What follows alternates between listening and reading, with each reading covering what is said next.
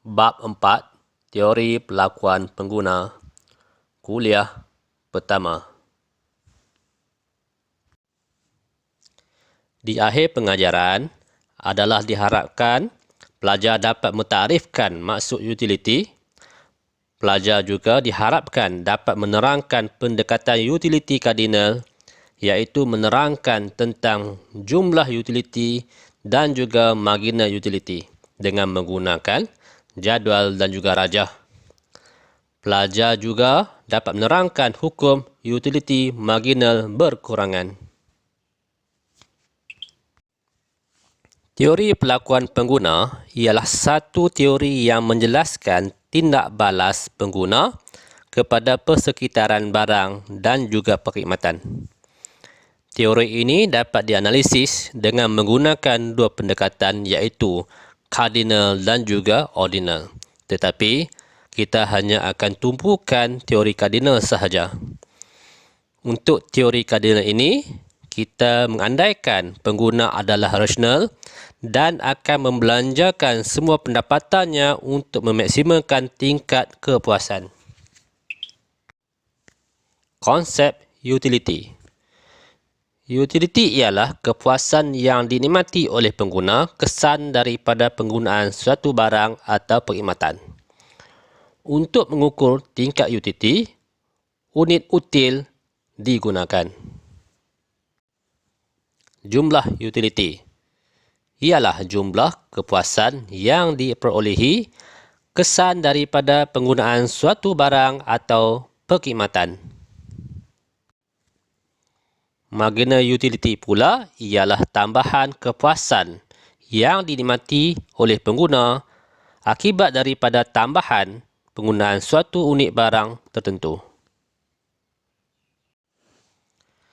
Untuk mendapatkan marginal utility, kita akan menggunakan formula berikut iaitu MU sama dengan perubahan TU bahagi perubahan Q, di mana MU ialah utility marginal, perubahan TU ialah perubahan jumlah utility, perubahan Q ialah perubahan kuantiti barang. Berikut ialah jadual yang menunjukkan jumlah utility dan juga marginal utility. Berdasarkan jadual berikut, kita dapati bahawa jumlah utility pada mulanya meningkat, kemudian mencapai maksimum pada kuantiti yang kelima, dan kemudian mula menurun bila pengguna menggunakan suatu barang secara berterusan. Manakala marginal utility pula pada mulanya menurun hingga mencapai sifar dan kemudian menjadi negatif selepas kuantiti yang kelima bila pengguna menggunakan satu barang secara berterusan. Apabila kita terjemahkan maklumat daripada jadual jumlah utility kepada rajah, kita dapati bahawa keluk jumlah utility pada mulanya meningkat hingga mencapai maksimum, kemudian mula menurun bila pengguna menggunakan satu barang secara terus-menerus. Begitu juga bila kita terjemahkan maklumat atau data daripada jadual marginal utility kepada rajah, kita dapati bahawa keluk marginal utility pada mulanya menurun tetapi masih positif. Kemudian mencapai sifar dan seterusnya menjadi negatif apabila suatu barang digunakan secara berterusan.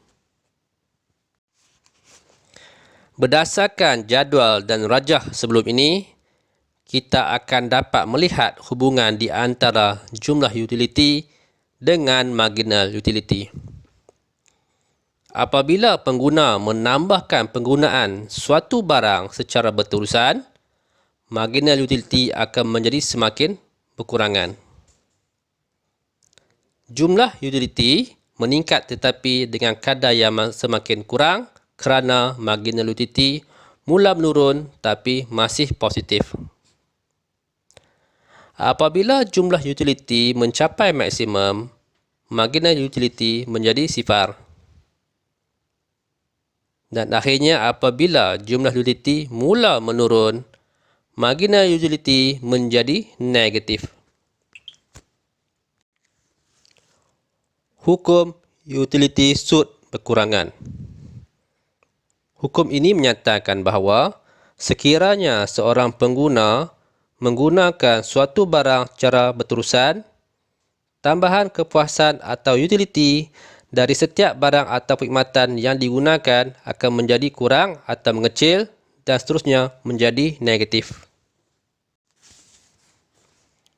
Berdasarkan rajah, kita dapat melihat bahawa marginal utility yang semakin menurun dan kemudian menjadi negatif ditunjukkan oleh jumlah utility yang meningkat dengan kadar yang semakin kurang dan kemudian menurun selepas mencapai maksimum bila suatu barang terus digunakan secara berterusan.